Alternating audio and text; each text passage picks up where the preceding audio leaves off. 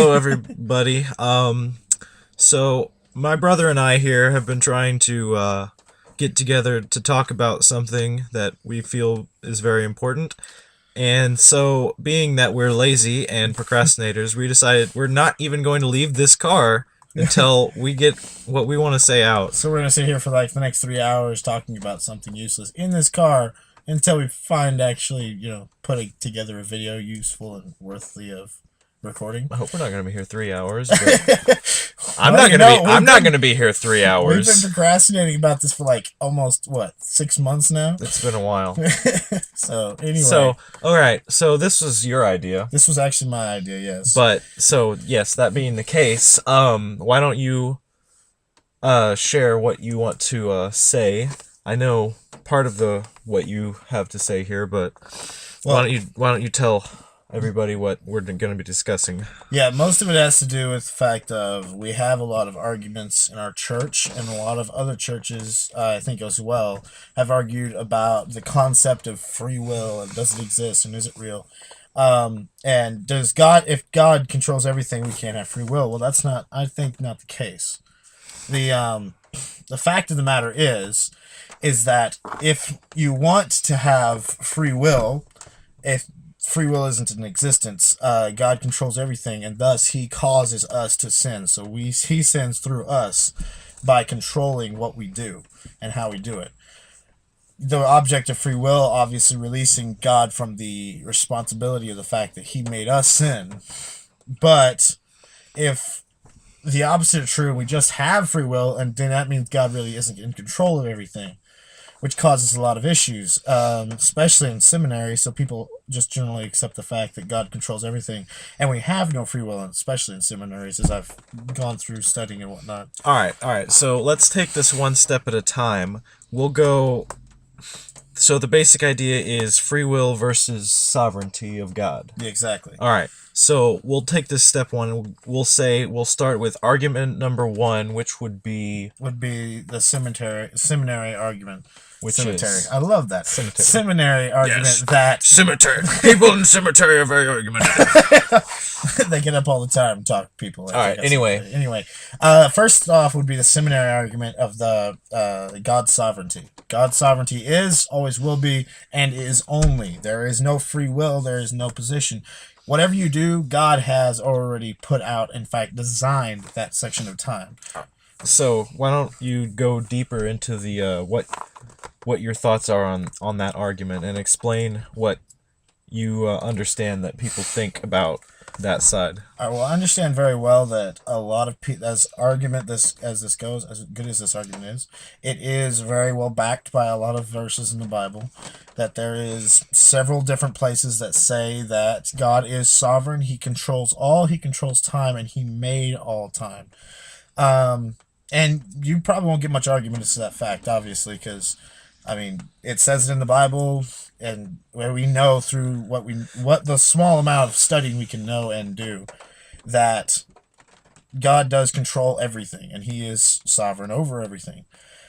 Then, of course, there's argument number two, which is given by more common people, a lot of Southern Baptists and other people of that nature. They argue to the fact that we are able to control things that we do, obviously being free will. We have the ability to choose whether I want to go to one restaurant or go to the other restaurant, or whether I want to wear my Demon Hunter shirt or my red shirt. I can wear what I want and do what I want. And then there's a third argument that I think a lot of people haven't got into or really studied, is that both facts, however parallel in our position, in our vision, and where we are, I believe that they are completely interjoining, and that both sides, I have to agree with this, that both sides are true at the same time. God not only controls what you do, but you also have the free will to decide what you're doing. As odd as it sounds, it makes more sense and leaves more credence to God's power and ability. The fact that understanding that we can't understand God completely. All right, so that's kind of the overview of argument number one. Argument number two would be in favor of sovereignty, or did we just do free will? No, we did free will, or this argument number two is the free will. Free will. Argument. So free will. So explain your thoughts there. All right. In free will, there's a lot of people who push for just free will. The only problem is a lot of people come to the fact of they have to go back to the Bible for their proof and evidence, and there is proof in the Bible that God allows things to happen. He lets people do things. A lot of times He'll allow somebody to do something. So argument number 2 is very, very backed as well by the Bible, that there is a lot of times He'll just say He allowed them to do what they did, or He let them over to their sin, or He did this. He let the Israelites choose what they choose, which is the argument for free will, of course. So anyway, and argument number 3, of course, we have to go into number 3, since both sides are backed by the Bible and by people who read the Bible understand it even better than you and me. We have to assume that both of these sides are very true and very correct in their ideas. And as conflicting as it seems, and as church destroying as this argument is for some reason, they have to be saw as one path, not two. Both sides are still looking to understand God, and as big as God is, our little box ain't got enough.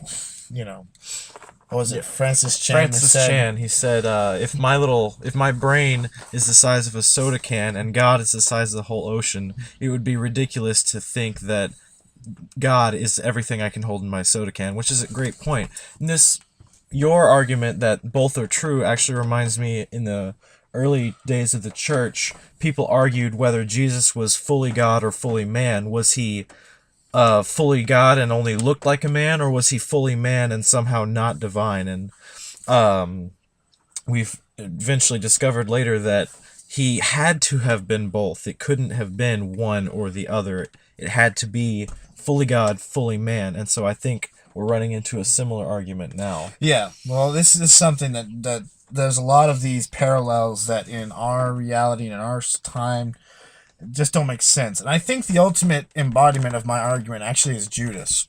Judas of Iscariot was all the time, and everybody knows he's the betrayer of Jesus. God knew he was going to betray him. He decided to make him a disciple anyway, okay?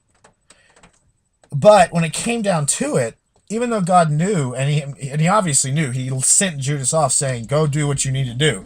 Go betray me because I know where you're going. Of course. When you say God, you mean Jesus. Of course, Jesus. Jesus sent him out, and, well, God knew what he was doing. Jesus sent him out to go do what he was about to do. But Judas still chose to go do it.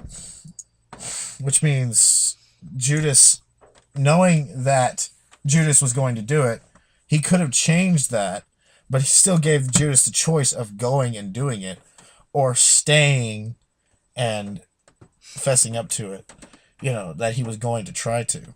He didn't have to go do that, but he knew he was going to do it.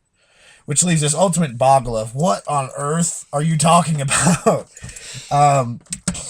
God knows what we're going to do. He designed everything about us.